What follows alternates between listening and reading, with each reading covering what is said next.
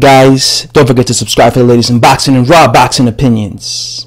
You know, guys, I find it quite extraordinary how a 21-year-old novice with under 10 fights gets labeled a hype job because he goes the distance for the first time in his career against a heavyweight who's known for taking top 15 heavyweights the distance. Because, of course, in the aftermath of DUBOIS victory one-sided victory over Kevin Johnson, I've seen about 5-6 boxing channels and half a dozen, commentators, boxing subscribers, people, boxing fans, and leaving comments talking about how, Frank Warren's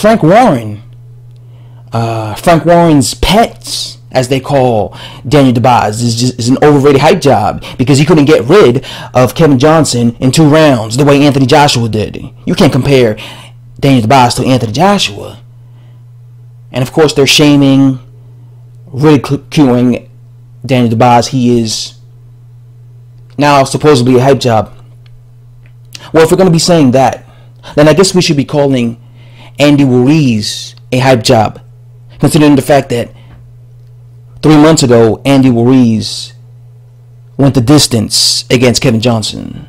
Yeah, 3 months ago, Kevin Ruiz went the distance with Kevin Johnson. The same Andy Ruiz who gave Joseph Parker hell. The same Andy Ruiz who many people felt that he beat Joseph Parker.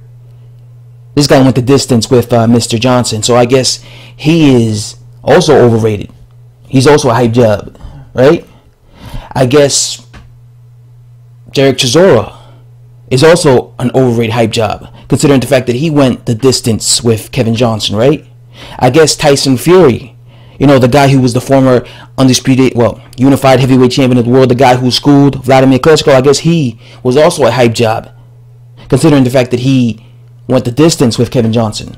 I guess Vitaly Klitschko, the reigning WBC heavyweight champion of the world, who defended his WBC belt against Kevin Johnson, I guess he's also a hype job, considering the fact that he went the distance with Kevin Johnson. You got what I'm saying? I guess Dillian Whyte is overrated and he's a hype job because he went the distance with Dave Allen, considering the fact that Tony Yoka, a guy with less than 5 fights, knocked out Dave Allen, considering the fact that Luis Ortiz, an over-the-hill fighter, knocked out Dave Allen. But a guy with 20 fights, a guy who's considered a big puncher like Dillian Whyte, he couldn't get rid of Dave Allen. So I guess that makes him an overrated hype job, right? Because that's the logic that a lot of these boxing fans, casual boxing fans, whatever you want to call them, are talking about when it comes to DUBOIS. He's a hype job based on the fact that he simply went the distance for the first time in his career. Based on the fact that he simply went the distance for the first time in his career. As if going the distance in a professional fight means you are a hype job because you're a puncher, right?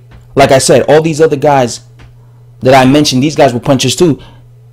Andy Ruiz was always considered a big puncher. He couldn't get rid of Kevin Johnson. Guys like Vitaly Klitschko, he was a big puncher too. He couldn't get rid of Kevin Johnson. Don't even get me started with Dillian Whyte. Dillian Whyte is considered a monstrous puncher. I see a bunch of boxing fans always labeling Dillian Whyte a monstrous puncher. He couldn't get rid of Dave Allen. Yeah, how come that same Dave Allen 15 months later gets knocked out against Tony Yoka? How come Tony Yoka was able to knock out somebody like Dave Allen, yet Dave Allen took everything but the kitchen sink against Dillian Whyte? Why is that? Because it has nothing to do with power. It has to do with styles. Okay, that's why these fighters go the distance and some of them don't. When it came to Dave Allen, Tony Yoka, I think he was more sneaky with his combinations, and he was faster. I think Tony Yoka was faster with his combinations, and I think he caught Dave Allen off guard. When it comes to someone like Kevin Johnson is a guy that goes against the ropes and he survives, right? He stays against the ropes, and that's all he does. Go look at Kevin Johnson versus Vitaly Klitschko 10 years ago. 10 years ago, a prime Kevin Johnson fought Vitaly Klitschko, and as soon as the first round started, you see Kevin Johnson go against the ropes and stay against the ropes the whole fight. And you see Vitaly Klitschko bringing the pressure, going after Kevin Johnson, throwing punches. You know what he was doing? He was missing 90% of his punches. Vitaly Klitschko, a once upon a time pound for pound heavyweight, at that particular time, this was back in 2009, at that particular time, Vladimir Klitschko was the second best heavyweight next to right behind his younger brother, Vladimir Klitschko. He was considered, remember, at one point, it was the reign of the Klitschko reign. It was Vitaly Klitschko, Vladimir Klitschko. Those were the two best heavyweights.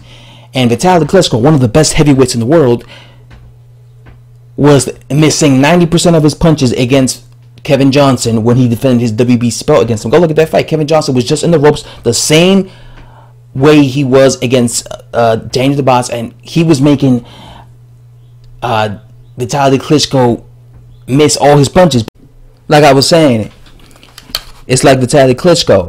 Vitaly Klitschko was missing 90% of his punches when he had Kevin Johnson against the ropes.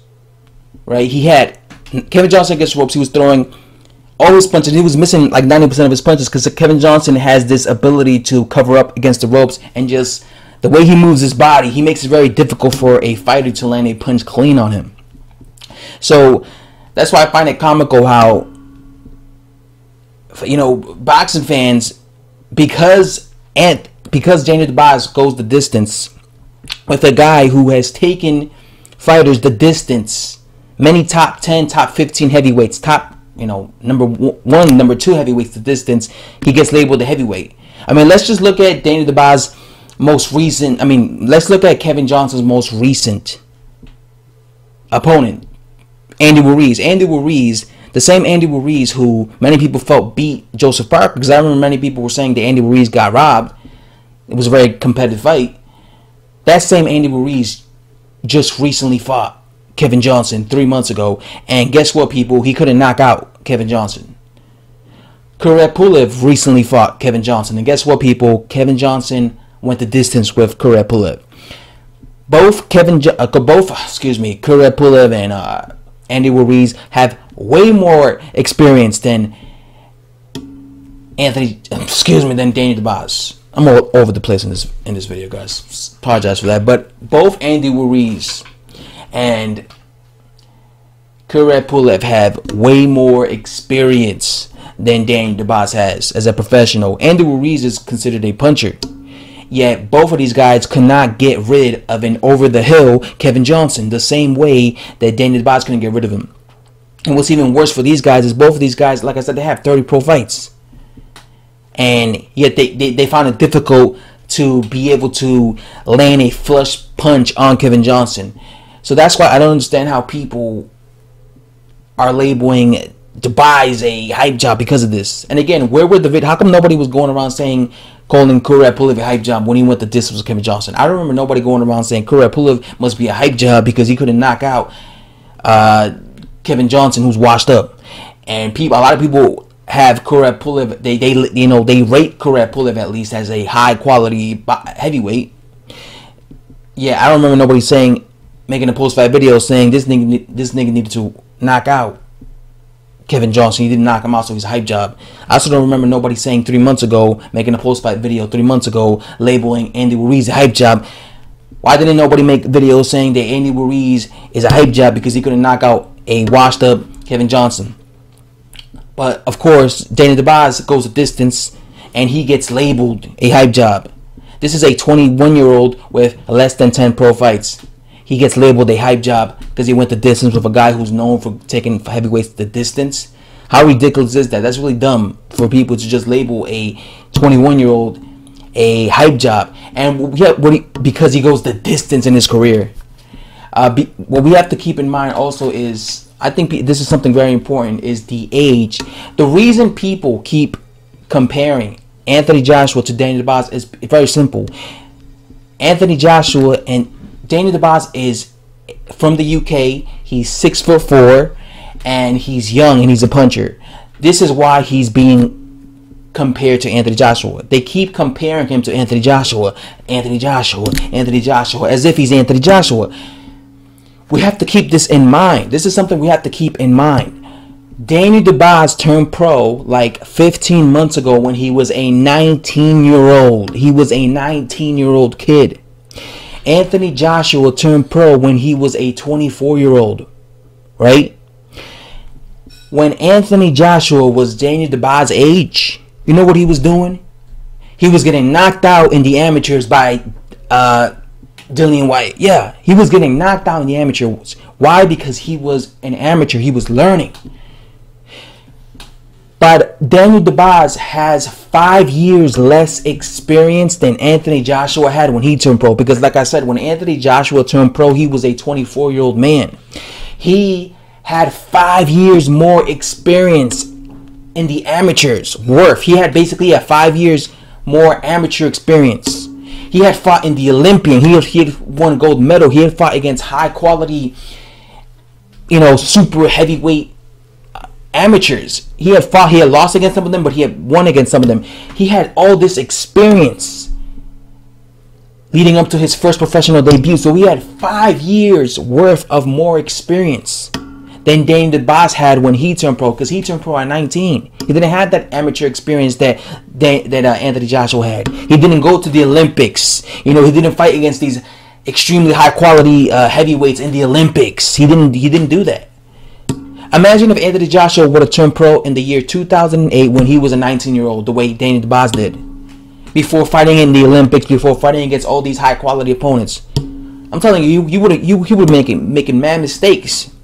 I'm actually impressed by what I see with Daniel DuBois at this current stage in his career, because again, he is really learning in the job. That's what he's doing.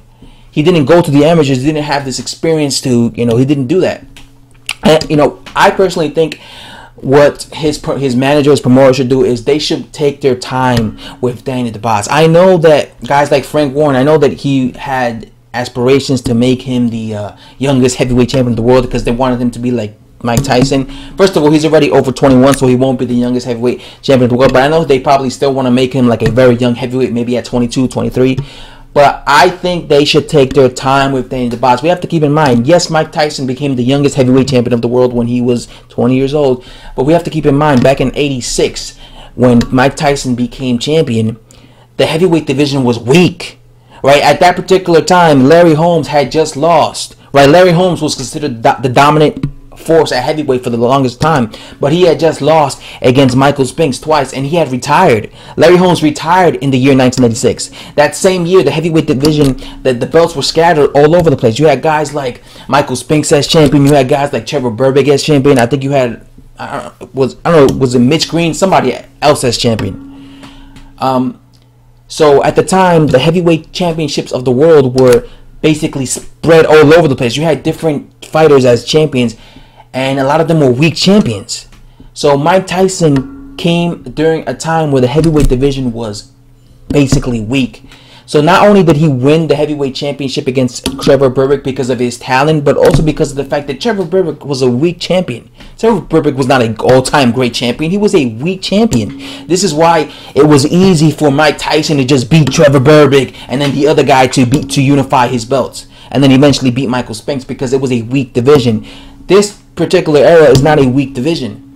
So, right now the best heavyweights, the guys with all the belts, is Deontay Wilder and Anthony Joshua. These are very high quality heavyweights, right? So it's not as easy as it was for Mike Tyson to do it. So even if Daniel DuBois has the talent, like I said, it will be more difficult for him because of the fact that these guys are much, like Anthony Joshua and Deontay Wilder are much better fighters than fucking Trevor Berbick was.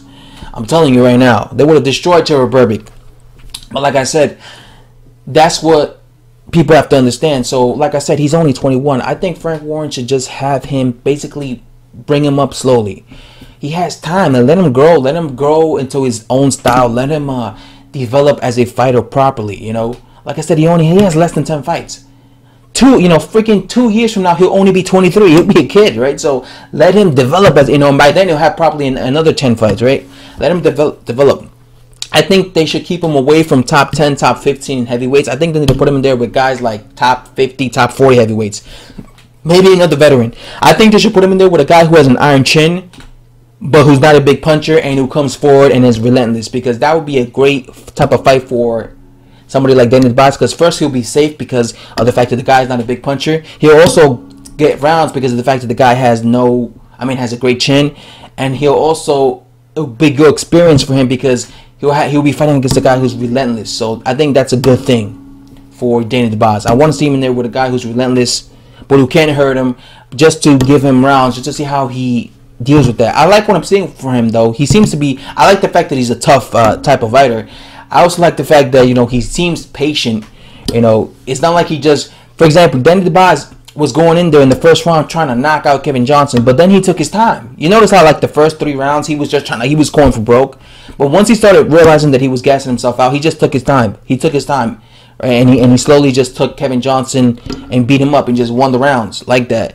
But I like the fact that he's taking, I like that he's taking his time, Danny DeBoss, and this is good development for him at this stage. Just keep, but like I said, I don't think they need to rush him. Just have him working his way up. Again, there's a difference in terms of experience. There's a massive difference in terms of experience with Danny DeBoss and AJ. So stop comparing him to Joshua. He's not experienced enough right now for you to be thinking he's Anthony Joshua. Again, the only reason people compare him to Anthony Joshua is because he happens to be from the UK. He happens to be a big size, modern size heavyweight, and he happens to be a big puncher. But like I said, he's much younger than Anthony Joshua, and right now he's in the learning phase. So we have to keep this in mind. We have to really keep this in mind. Right now, Danny DeBoss is learning. So that's what you have to keep in mind. He's a 21-year-old. Okay? Right now, he should be fighting in the amateurs. Yeah. Right now, Danny DeBoss should be, there's a reason. A lot of times, pros, they turn pro at 24, 25. It's because they spent their teenage years, in their early 20s in the amateurs. So Danny DeBoss turned pro as a teenager. So this is why we have to keep that in mind. He didn't, if he really needed to spend another 2-3, Lennox Lewis turned pro at 23, 24, right? He spent his teens and his early 20s in the amateurs. So, like I said, same thing with Joshua. He spent his teens and his early 20s in the amateurs. So, Danny DeBoss didn't do that. He turned pro when he was supposed to still be in the amateurs. When you're 19, you're not supposed to be turning pro. I think you should be in the amateurs. You should turn pro when you're like 23, 22, 24, around there. But he just decided to turn pro immediately. So, that's why he's learning. So, again, I just think it's very funny how people immediately label a guy a fucking hype job because he goes the distance for the first time in his career, as if going the distance for the first time in his career is absolutely horrifying. That means you're overrated, you're bum, you ain't shit. Again, guys, styles make fights. This guy is very difficult to knock out. Anyway, guys, if you watched the Kevin Johnson, is very difficult to knock out. If you watched